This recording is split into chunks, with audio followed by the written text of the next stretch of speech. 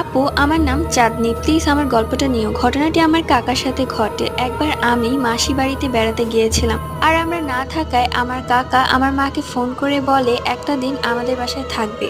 আমার মা তখন রাজি হয়ে যায়। সেই দিন রাতের বেলা আমার কাকা যখন আমাদের বাড়িতে ঘুমাচ্ছিল, তখন তার মনে হয় তার পাশে কে যেন হাঁটছে। তখন সে চোখ খুলে দেখে কিছুই নেই। একটু পর তার মনে হলো তার পাশ দিয়ে কে যেন দৌড় দিল। রুম অন্ধকার থাকায় তেমন কিছুই দেখা যাচ্ছিল না। তখন আমার কাকা ভাবে হয়তো চোর হবে, তাই সে রুমের লাইট জ্বালায়, কিন্তু তখন সেখানে কেউই ছিল না। আমার কাকা কোনো রকমের রাতটা আমাদের বাসায় কাটায়, তারপর সকাল হতে সে চলে যায়। এরপরে এই কথা আমাদেরকে বললে আমরা কেউই বিশ্বাস করতে চাই না। কিন্তু একদিন আমি আমার রুমে ঘুমিয়েছিলাম, তখন হঠাৎ করে কারেন্ট চলে যায়। আর আমার মনে হচ্ছিল কে যেন আমার গলা টিপে ধরেছে। আর তখন আমার শ্বাস নিতে কষ্ট হচ্ছিল। আমি চোখ খুলতেই কিছু দেখতে পাই না। এরপর বাসাটা আমরা ছেড়ে দিই।